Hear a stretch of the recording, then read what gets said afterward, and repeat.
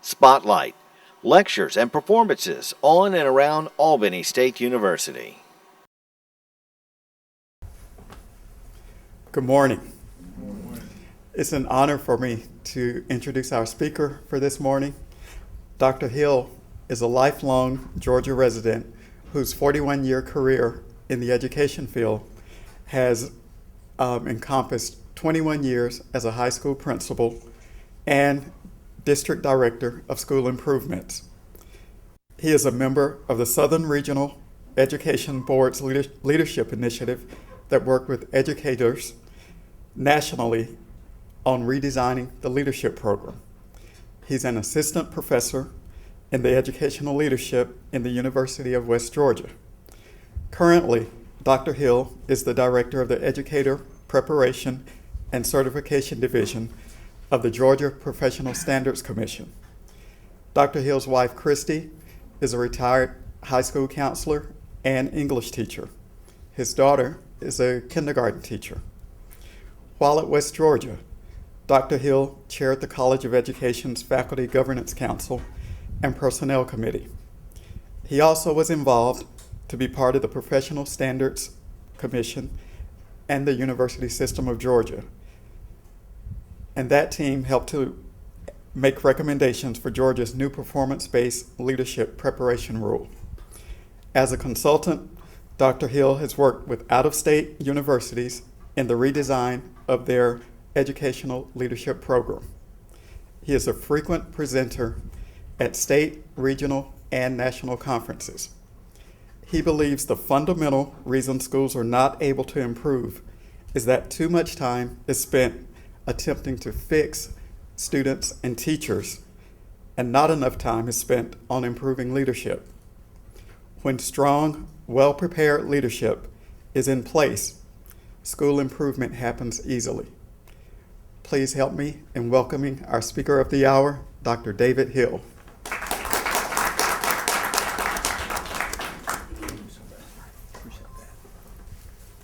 Thank you so much. Probably one thing I need to take out of that intro is the fact that I've been in education for 41 years. I remember when I thought 41 was old. And not only am I older than 41, I've been working that long, so that's a long time. Logistics, there are three handouts. One is a PowerPoint, and if you haven't gotten that, if you'll raise your hand, some of you are sitting right behind you are those PowerPoints. But there's the PowerPoint handout. Then there are two single sheet handouts. One is a chart that's about learning communities. The other is a single page about frameworks for schooling. And at the appropriate times, I will make reference to that.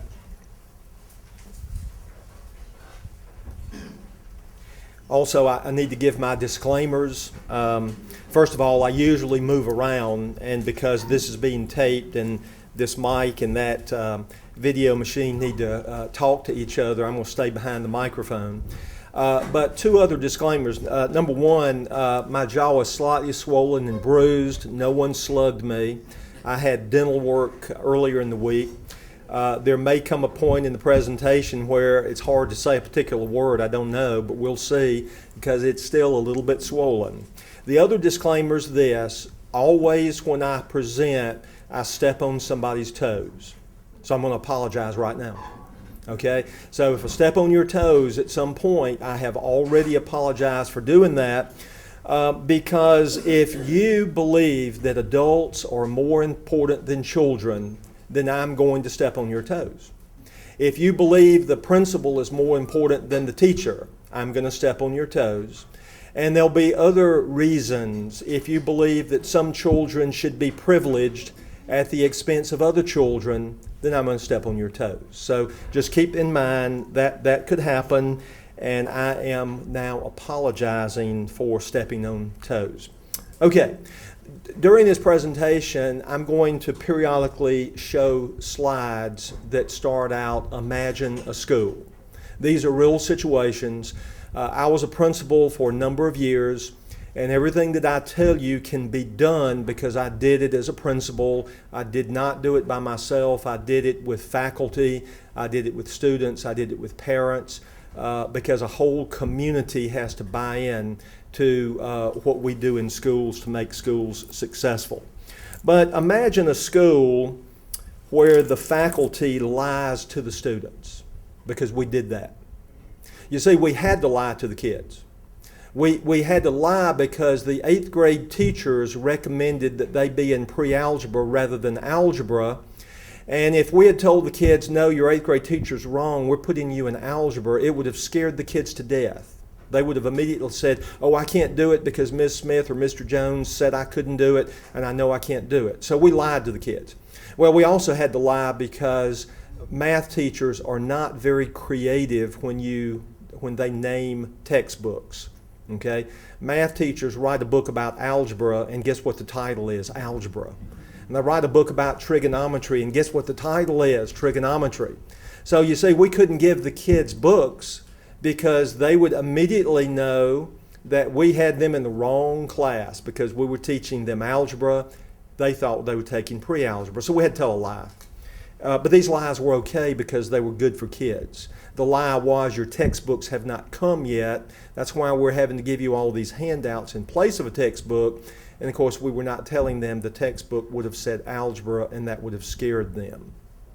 So about 150 kids, we did this. We knew there were some kids who really couldn't do algebra, and so we kept them in pre-algebra. But that school in the past had had about 7 classes of pre-algebra. Way too many. Way too many. Pre-algebra should be a middle school course. So we abolished all but 1 pre-algebra class, maybe 2, 1 or 2 at the most though. The math department worked very hard.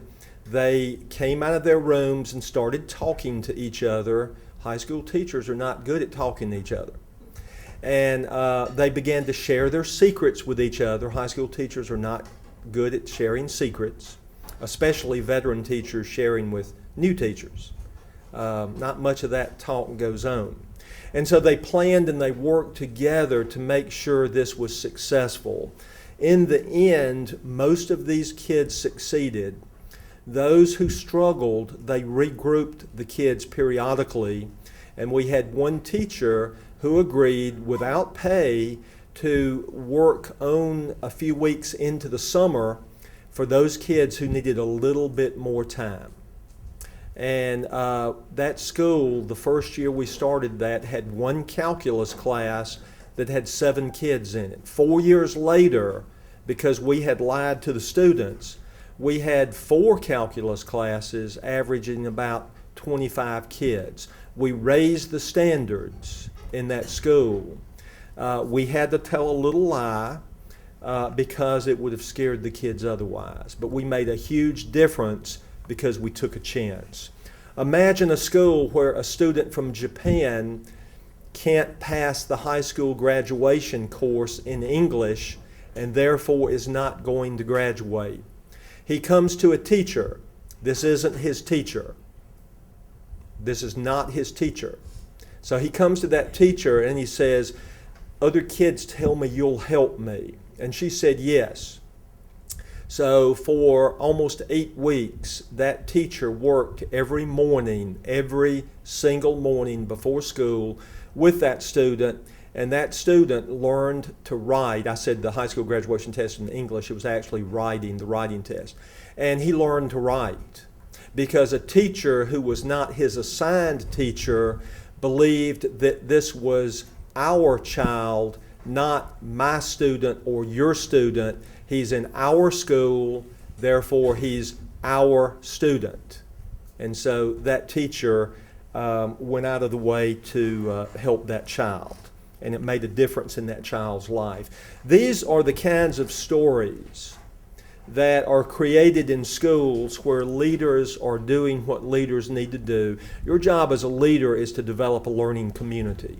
If you want to sum up your job in one sentence, that is your job as a leader. Create a powerful learning community where you have a culture that supports teaching and learning. It's not a culture about babysitting children. It's not a culture about maintaining order. It's not a culture about making sure that lines are straight.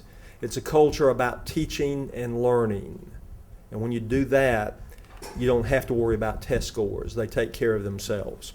I need to move this over a little bit and make it a little easier for me.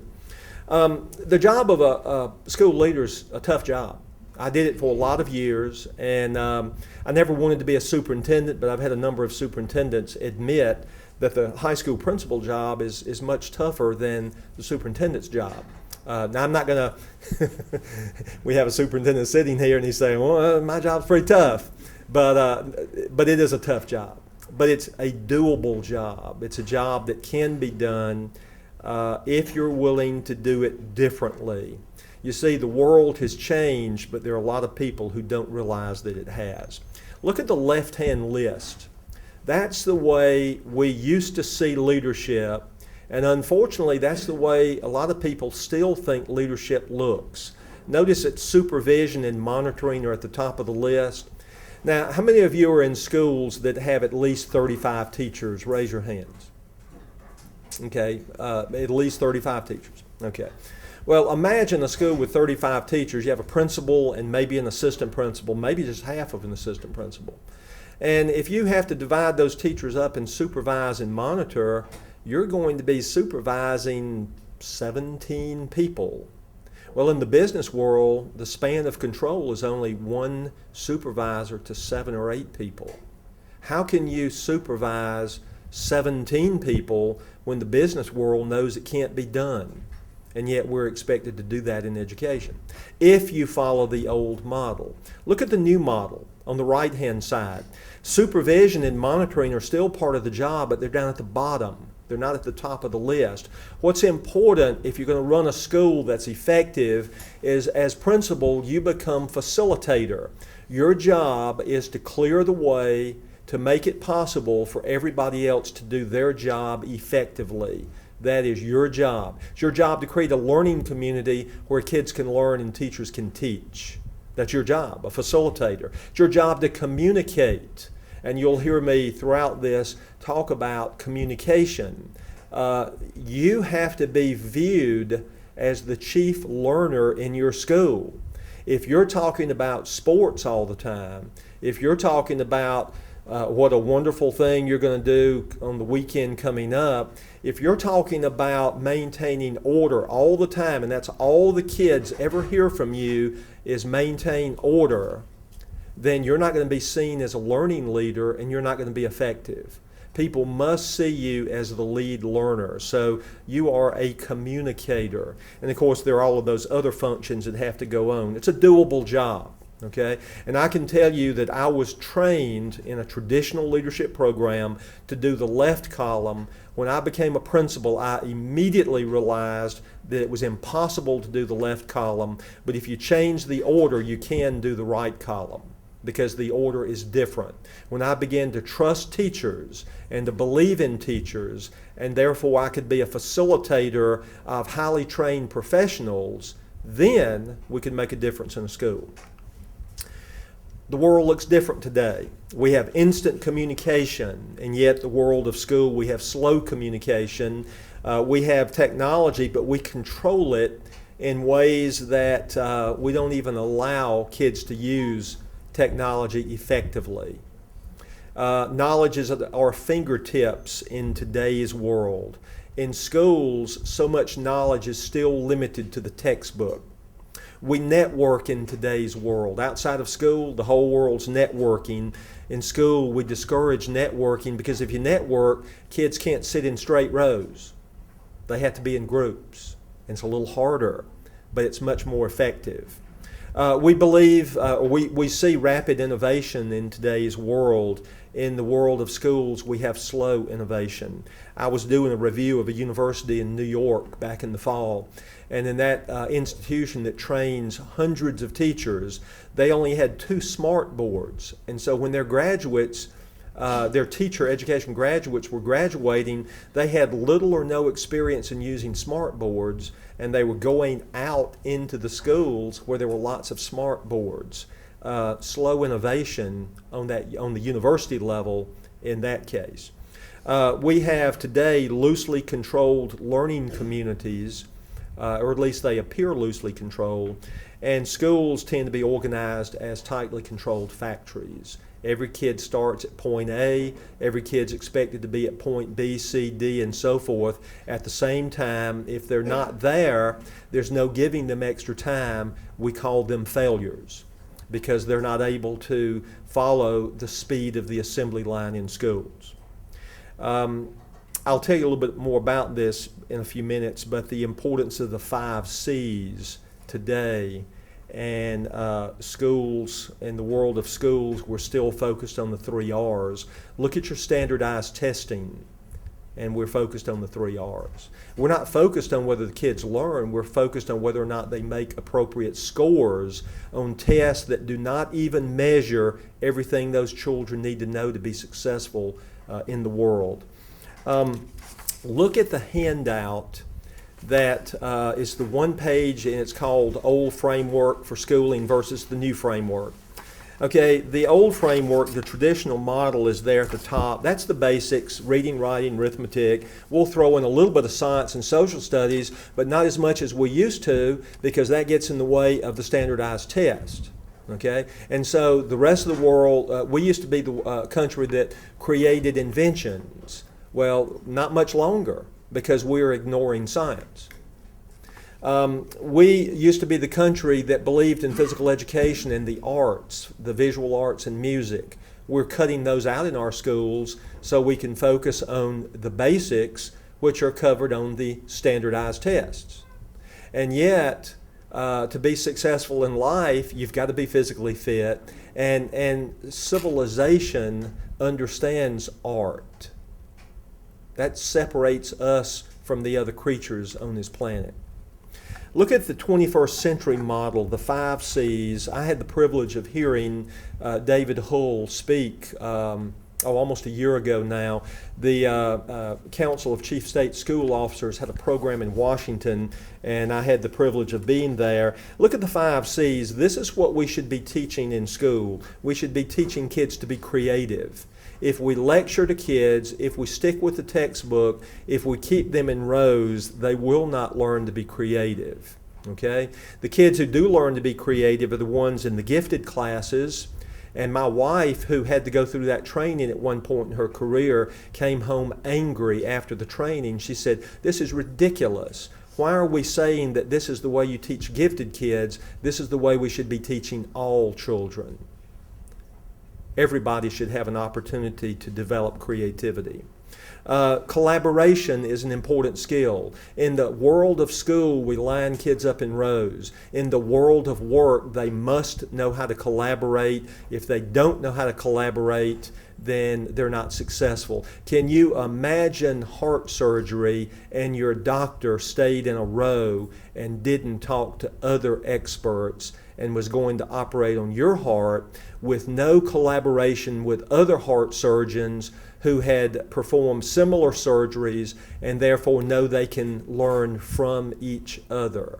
Collaboration is an extremely important skill in the world of work, but we don't do much of that in schools. Think about how much cooperative learning goes on in your schools. I don't mean putting kids in groups. I mean real cooperative learning developed by people like Johnson & Johnson, developed by Robert Slavin at Johns Hopkins University, people like that, where there's a model where you're trained to use that model. There's a step-by-step process for implementing that in the classroom. And contrary to popular belief, cooperative learning is not about the best student giving answers to the other students. That's not cooperative learning. Cooperative learning is where every child learns from every other child plus the teacher. Critical thinking, and that kind of goes back to the point I was making about gifted students. We believe that gifted students can think critically, and we don't believe that other kids can.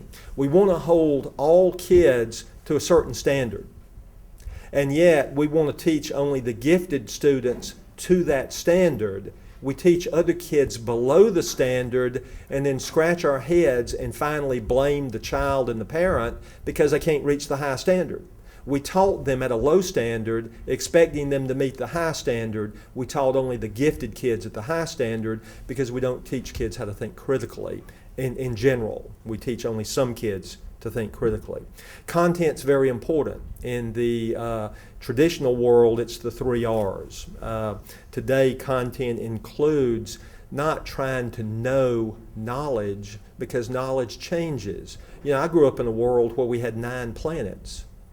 I thought Pluto was a planet. The textbook said it was. Well, we know now it's not a planet. Okay? So that knowledge falls off the plate and is replaced by new knowledge. Well, it's more important to teach people how to acquire knowledge than it is to teach them a bunch of facts that will then be covered on a test, and often a standardized test. And then finally, context is important. Without getting too political, I would tell you that, and you already know this, I'm sure, if you watch ABC, NBC, CBS, and Fox, you would know that news stations have a point of view, context. And so when a story is reported by one of those stations, and I won't name any particular network, but when it's reported by one network, it's reported in a very conservative fashion in a way that it pushes a particular point of view. The founder of that network is honest about it. He says, of course we have a point of view, and we're going to make sure it shows up in our news stories. And our students don't realize that. They assume that if it's on the news, it's true. They assume if it's in the textbook, it's true. We all studied American history, right? We all read that out of an American history book. Anybody ever read about the American Revolution out of a British textbook? Raise your hand. Okay, I have. And guess what? It's different. It's like, wow, is that the American Revolution? Didn't sound like the American Revolution I know about, because it's a different point of view. It's context. One context is an American-produced book. The other context is a book produced in Great Britain. They have very different points of view on the same situation. The facts become different. That's context. And if we don't teach our kids about context, they're in trouble. Those are the 5 C's. That's what David Hull, a futurist, taught me last spring. Imagine a school that has more than one honor assembly. Now, most of you are in schools that I guarantee you have an honor assembly at the end of the year. If you have more than one honor assembly, I commend you. But there are a lot of schools that have one honor assembly at the end of the year, and the best students are honored, the best students. Every child can predict who's going to get honored. By the time you're in 2nd or 3rd grade, you could name the people who are going to be honored at the high school senior level. Because when you get there, it's the same kids who get honored over and over. Well, if the same people are going to get honored over and over, and I'm not one of those people, it's going to cause me to kind of get discouraged and want to give up. I'm not going to get honored. So why should I try? Because I don't have a chance. So what about a different kind of honor assembly? What about every couple of months do an honor assembly where you not only recognize the best, but you also recognize the most improved students for that period of time, where you recognize students who have done something particularly well. They have participated in a science fair. I was in a school where we had special education students who were at that upper level of mildly intellectually disabled, who participated in science fairs. Well, their science project's not going to be on the same level as the regular student science project, but can't we honor them both because they've both done some really good things? So we did this in this school. It really confused students. Now, I'm going to use this word goody-goody, so that's going to immediately offend you, because goody-goodies are the children of bankers, lawyers, and educators. Okay, so that's why it's going to offend you. And these are the kids who know how to play by the rules. They do school the way they're supposed to do school. They rarely get in trouble, and they're the goody-goodies. Well, the goody-goodies come to the honor assembly, and they start looking at these other kids, and they start saying, well, why are you here? You know, this honor assembly is for me. I'm a goody-goody. Why are you here? Well, so that was really confusing. And these other kids were confused too. Well, why am I here? You know, these are the other kids who've always gotten to come to the honor assembly, and suddenly I'm invited. There must be some mistake. And so we did this in a school of about 1,200 students. We'd have about 80 to 100 students every 2 months recognized. It got to be where kids would come up to me in the hall later and they'd say, Dr. Hill, I'm going to get it next month. I'm going to do good. I'm going to be in that honor assembly. They'd come up to us in the hall and say that. It was amazing, the performance in that school, how it improved, because kids began to see they had a chance. They had a chance that they had not been given before. They could be recognized just like the goody-goodies. Imagine a school where instead of the principal reading memos to the faculty, which really insults their intelligence, folks, they can read those memos. Okay, so you have a faculty meeting, so we don't do that anymore. We don't read memos to the teachers. Instead, we give the teachers a task. Today in the faculty meeting, let's write about the best lesson that you can remember when you were a student. What's the best lesson ever, the one that had the biggest impact on you, so big that you can remember almost every detail? And so the faculty writes about that. Well, they turn that in, and the results are tabulated, and at the next faculty meeting, we present the results. And the results are this. They had this memorable lesson because they worked collaboratively with other students. Interesting. We're not in rows. We're working in groups. They remember it because it wasn't in the textbook. They remember it because it had unique features, like we left the classroom and went outside under the trees and we collected specimens and we brought them back in and we analyzed those. It was a particularly interesting lecture. I'm not saying lectures are all bad, just a lot of them are. But it was a particularly good lecture. There was something where a lesson where the children had control of the lesson, where kids helped teach the class. So the bottom line in this was, we do a lot of lecturing in our school. So if these are the lessons that are memorable to you, why wouldn't you be teaching this way with your students? Really changed the way the faculty looked at their job. It was a major turning point in that school. So what do effective principals do? Well, you build a culture that supports a learning community.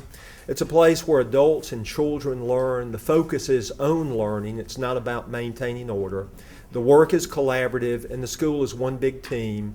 It's not a bunch of individual teachers who are doing their own thing. We've all heard, and it's really sad when you hear these words, that first-year teacher says, gee, I wish I had something that would help this lesson be a little bit better. And the veteran teacher has that, but they don't share it.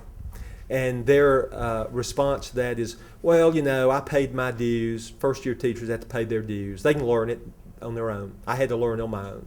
And so there's not much sharing that goes on when you don't have learning communities. Plus the way we organize schools. It's organized as a factory. And in a factory, you can't leave your position in the factory. So the teacher's kind of stuck in their classroom with their students, and the adults don't have much contact with each other in schools. So we have to figure out ways that will let them do that.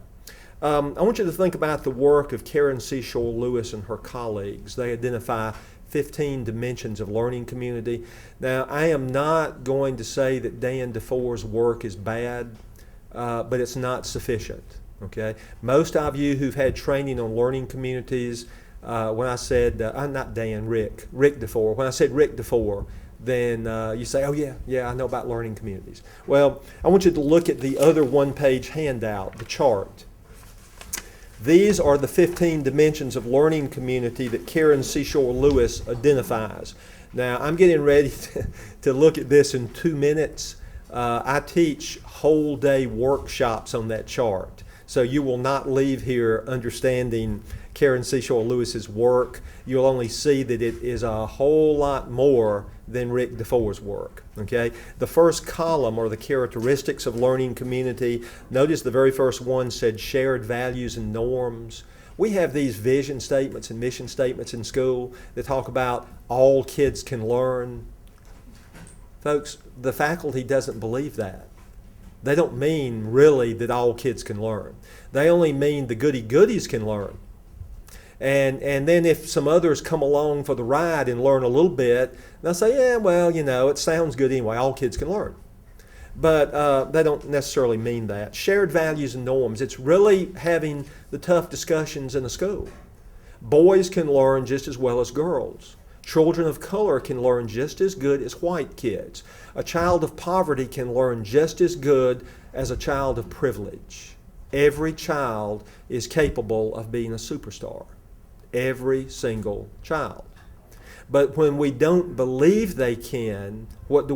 We lower the standard. We have a high standard that we test for, and we have a lower standard that we teach to.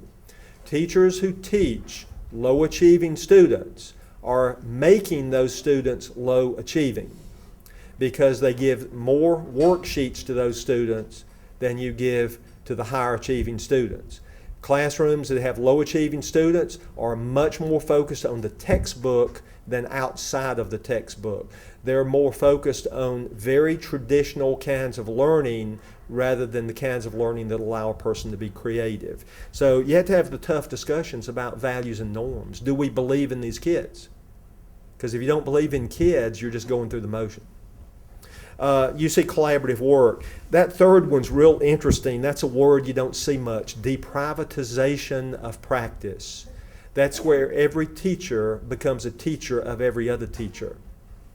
What I do in my classroom becomes very public, and you're absolutely welcome to steal ideas from me, because if it's going to help kids in our school, they're our kids, then this unique way I teach this lesson can become our way, not my way. It's a different vocabulary when you deprivatize practice.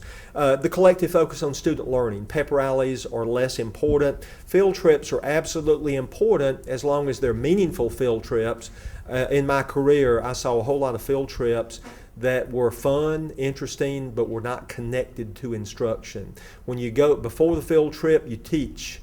During the field trip, you teach. After the field trip is over, you teach, so that the field trip is connected to what the learning is about. Collective focus on student learning. Reflective dialogue, the conversations teachers have with each other. What made this lesson work? Why did this lesson not work as well as I thought it would? Why did these children get it, but this other child over here didn't get it? That kind of discussion after the lesson is taught, reflective dialogue, not with just myself, but with my colleagues. That middle column, the structural conditions, okay? This is where it gets tough, and this is where superintendents and principals play a very important role. School is structured where teachers spend most of their time with the children. The challenge is, how can we find more time when teachers can work together? Can we put a group of teachers together on a planning period? Can we spend less time in faculty meetings talking about memos and management and more time talking about instruction? Create time for collaborative work. It's absolutely essential. I can't go down the whole list here. But number 3 in the middle column, if the principal doesn't understand that math and science and English and social studies and physical education, etc., are all connected, then how can the teachers understand it? And if the teachers don't understand it, how will the kids understand it? All of those subjects are connected in different ways, and everybody needs to understand that. Number 4 is really important. Teachers have to be empowered, and so forth. And then the right-hand column, People have to be open to improvement. Part of my job as a principal was to be a job counselor for those people in my school who didn't buy into kids. I had to help them find another job.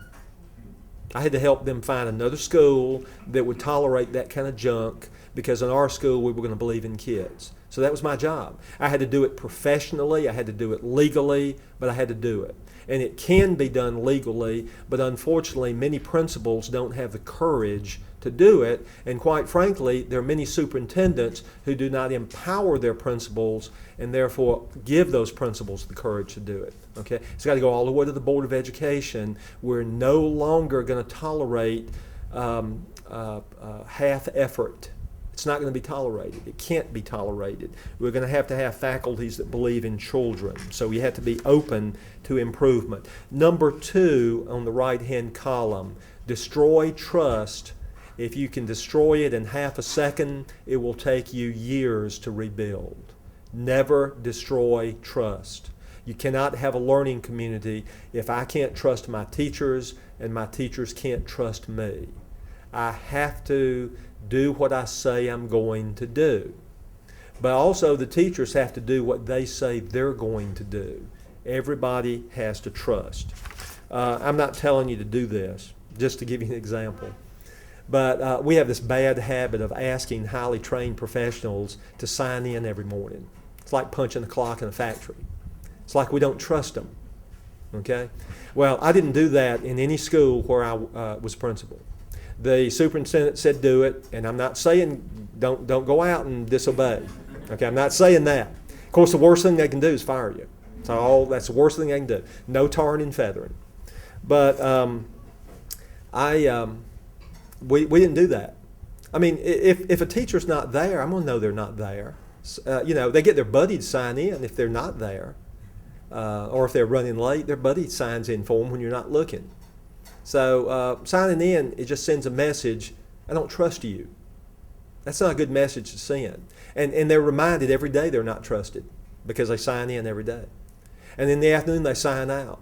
And when the secretary says, they're not signing in, they're not signing out, then you get up and make this ugly speech at the faculty meeting. And guess what? I don't trust you. That was the speech.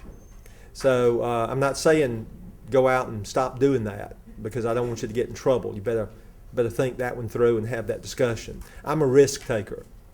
I believe that there's some messages that you can send in appropriate ways, and sending a message of trust can be done in just that simple little, let's don't use a sign-in sheet, okay?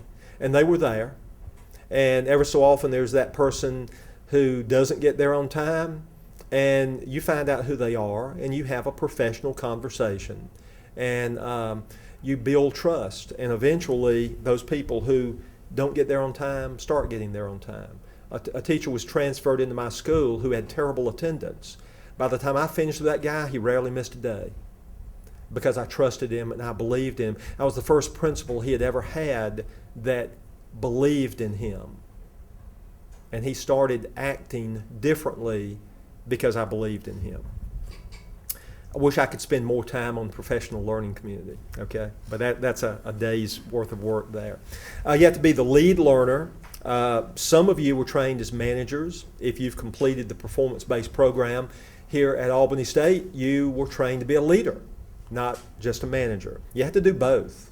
You have to network as a leader. This right here is a fabulous opportunity. What you're doing this morning, gathering together to learn from each other, learn together, creating a network where you call each other, you email each other, and say, I've got a situation, what would you do? And getting other people's opinions. Learn with your teachers. Something that always bothered me as a principal when our district, and I was in a district, well, I was in small and large districts, but one district that had about 25 schools, there'd be a professional learning program, and there would be a group of teachers from every school, and I always went with my teachers. And out of 25 schools, there were usually 2 or 3 principals in the room. Everybody else was busy. Everybody else had a problem to deal with. Everybody else had something that was more important than learning, and so they weren't there. but I was always there, and that sent a powerful message to my teachers that I was about learning in our school. You have to make learning a priority every single day, and it's your job to lead the development of mission. So if you say that all children can learn, you really mean it. It's not just a cute little phrase. When I was a professor, I had one of my doctoral students do a dissertation on mission statements. And she analyzed mission statements all over the state of Georgia. Maybe some of your schools were analyzed. Your mission statement was on your website, so you didn't know it got analyzed. But she did that. And it's amazing how many all talk about all students can learn. And yet, when you look at actions, that's not really what people believe in. Imagine a school where the Teacher Leadership Council wants to observe implementation. The faculty has decided on a particular strategy. Now notice I said the faculty has decided. The principal didn't decide. The principal was one person on a team of people. This Teacher Leadership Council, I was on the team. I was the one administrator. I had one vote. I could be outvoted by the other 9 people. I never was, but I could be. We talked things through so that we arrived at a consensus rather than voting. But the Teacher Leadership Council, and I don't remember what the strategy was, but we were working on the implementation of a strategy. Think maybe cooperative learning. And so we want to see if it's working. So peer observation, where teachers on their planning periods went in and observed other teachers who volunteered. Okay, we didn't want to scare people, so they volunteered. Well, it went very well. Once the results were shared, other teachers got really comfortable and said, well, gosh, I want to join. So we pretty soon had more and more teachers who were volunteering to have someone observe their class, and they would then go and observe another person's class. We developed a protocol for observation. The idea was to go in and observe only for that implementation. Don't observe other things. Just do you see this implementation, and be able to debrief with the teacher on that implementation. Imagine a school where a faculty will not let students drop out. This is kind of timely. We know across the country, states have been, I'm not going to call it cheating, they've been using a way of calculating dropouts that gave them the highest possible percentage of graduation. And so now the feds have said, nah, we're all going to use the same formula, and so the numbers drop off considerably. Well, in our school, we weren't going to let kids drop out. We had a very high dropout rate, and we were going to cut that dropout rate. And we were able to cut the dropout rate by probably 20% in 1 year. And we did this by not letting kids drop out. When a kid walked into the attendance office and said, I'm quitting school, then the attendance clerk, who used to hand them the paperwork, said, no, just a minute, let me get Dr. Hill. And so I'd go into the attendance office. And I'd say, no, you can't drop out now. We have this little meeting. And before we can let you drop out, you have to come to this meeting, and you have to bring your parent. And we only ever had one parent who wouldn't come. We insisted that the parent come. And in that meeting, I was the administrator. We had a counselor and 2 teachers. And what we did is we figured out, and we asked this question, what can we do to get you to change your mind? That empowered the student to become a decision maker. Now, kids who want to drop out of school, it's not because they don't value education. Okay? They've been told from the time they were in kindergarten they're not very good at getting an education. And you're on an assembly line, and the assembly line's not going to slow down for you. Well, folks, we stopped the assembly line for this kid. And for every kid who came to the Dropout Prevention Council, we stopped the assembly line. We said, okay, let's look at the 6 courses you're taking. Okay, let's see. Math, you have a 38 average. English, you're almost passing. You've got a 66 average. 70's passing. Okay, so maybe math isn't going to work this semester since it's midway through the semester, and it'd be pretty hard to get that 30-something average up to passing. So I tell you what we're going to do. We're going to take you out of that math class, and we're going to double dose on English. We're going to put you in 2 English classes. so that you can work on that English and you're close enough to passing. And here's this other class, and we're going to switch that one. And here's this other teacher, and the teacher says, yeah, you're not their favorite student, and you say they're not your favorite teacher. We're going to find you a different teacher who teaches the same course. And before you know it, this kid has a radically different schedule for the rest of the semester. We drastically cut our dropout rate because we took the time to talk it through by empowering the student to tell us what could we do to keep them in school. And usually it was things that we had the power to do. But if you don't ask the kids what can you do to keep them in school, you're not going to know what you can do to keep them in school, and you're going to lose those kids.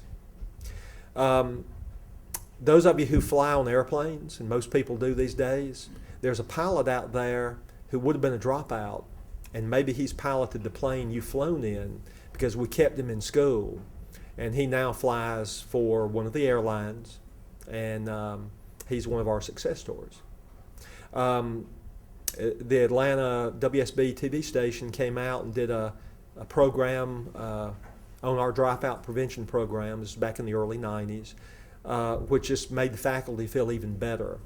And it made them work that much harder at keeping kids in school. So what can effective principals do? You can engage teachers and students and parents and the community.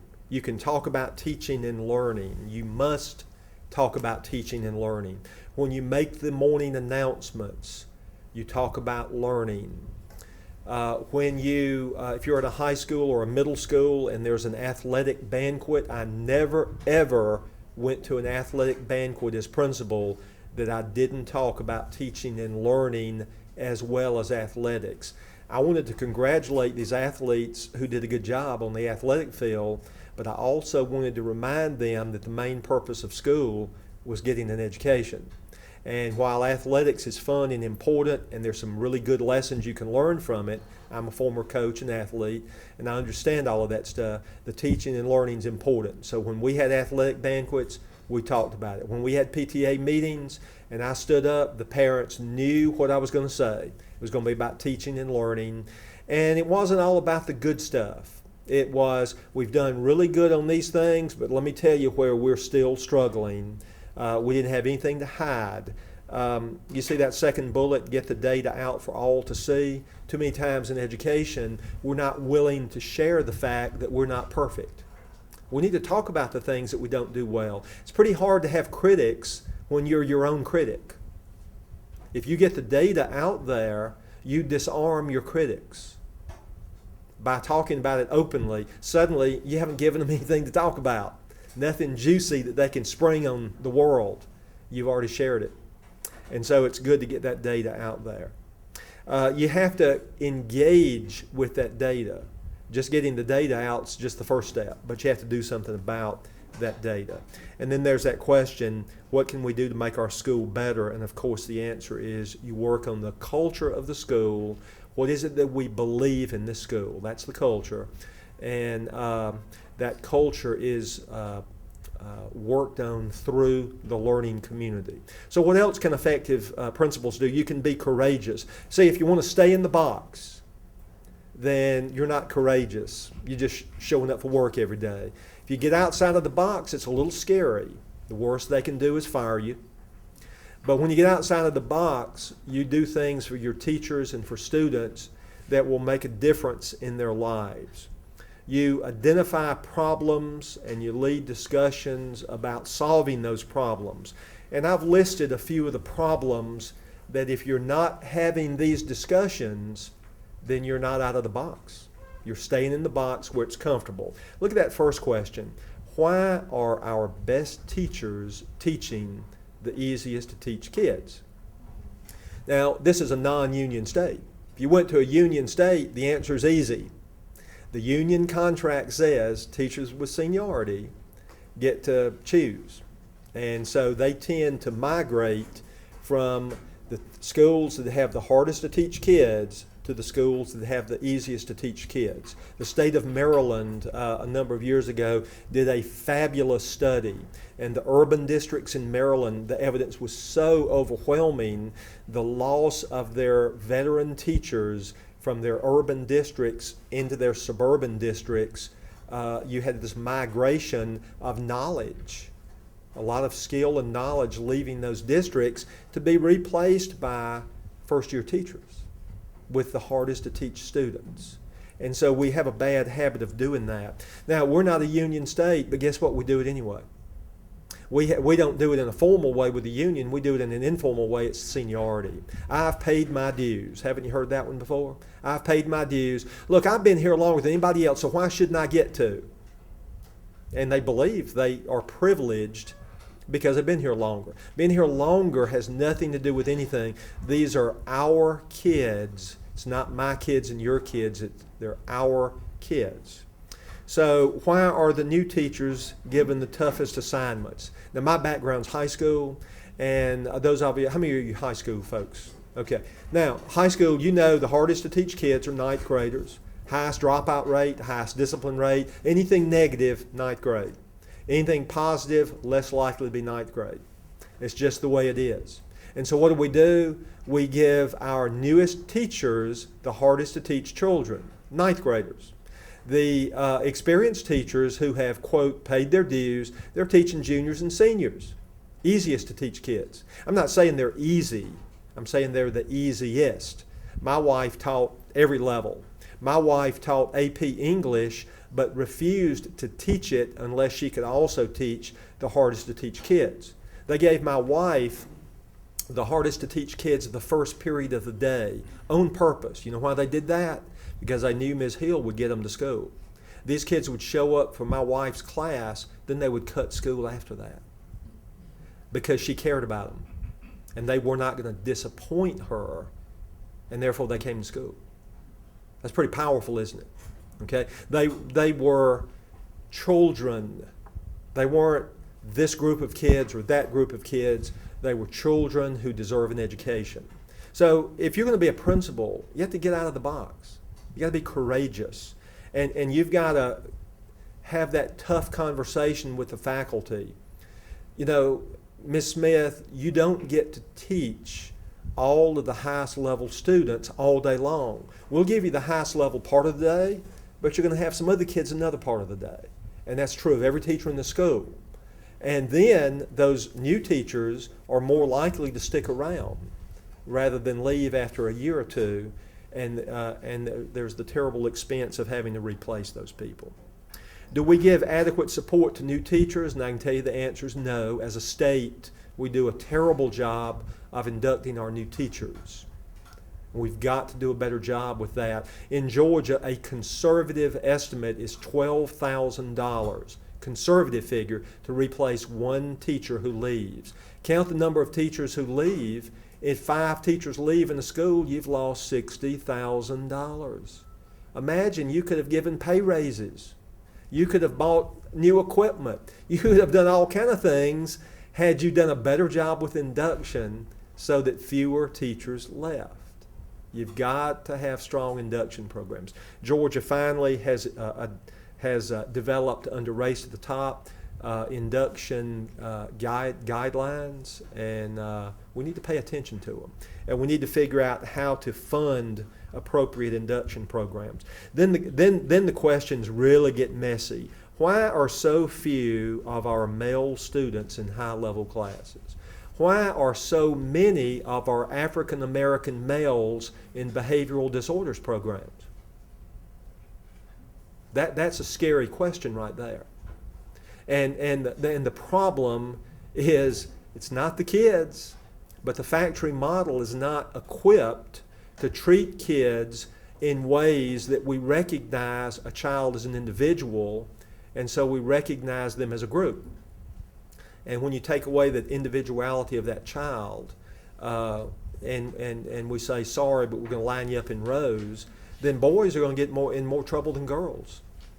A middle-class white teacher is going to have a harder time teaching the African-American male student.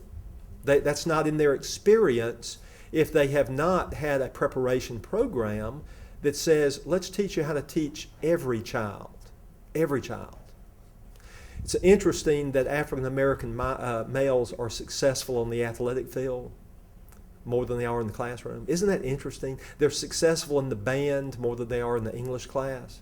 You know why? Because there is a teacher who believes in them, and there's a teacher who's willing to spend extra time helping them learn the plays, learn the music, do the whatever to be successful. But when they get in the classroom, it's a factory model, and all of a sudden they get treated not as a female or a male or a child of color or a white child or whatever. They get treated just in one big lump that moves down that assembly line at the same pace, and that's why we lose children. So that last one is a really tough discussion. It's an uncomfortable discussion.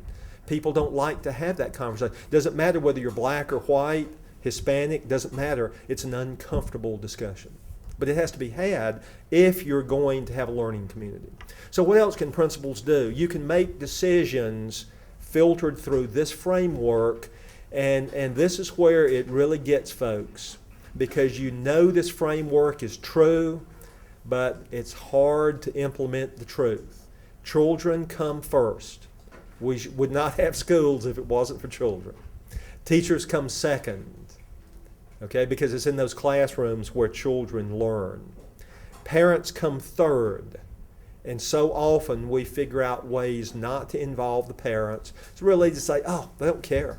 You know, they're not going to come to the school. They don't care, and that makes it easy for me, and I can just get on about my business, rather than saying we've got to get them to the school. We've got to figure out how. I had a friend who was a principal just outside Albuquerque, New Mexico.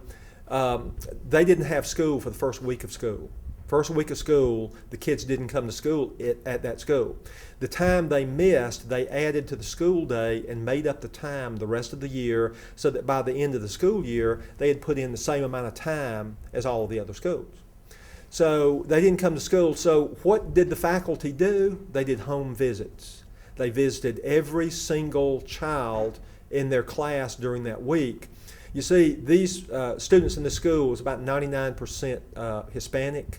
Many of the parents did not speak English, and they were afraid of government, okay, for all kinds of reasons, not just because they weren't legal citizens. Even if you're a legal citizen, but you didn't graduate yourself, you're afraid of educators who use acronyms you don't understand. Remember, we use those acronyms because they make us feel really important. We know something that you don't know, so we're going to load you down with acronyms. And so they went in and invested in the homes. Well, it took them a couple of years, but finally that Latino community began to trust the school. There has to be a protagonist. There has to be a goal. There have to be obstacles people can identify with. There has to be an ultimate resolution, and hopefully a positive one. What leaders do is put aside or reject the old story, the story you've grown up with. Leaders say, no, in this school it's a different story. You may not like it initially, but it's a better story in the long run, and you have to go with it. And here's why. You see, when you take over a school, and that was my job, I principaled 4 schools, and my job, I was a takeover principal. I was hired to fix schools. And when I came into those schools, my job was to get rid of the old stories, the ones they operated on every day, and help create new stories. And at first, people don't like for the old stories to go away. They're comfortable. They're inside the box, and they don't like that.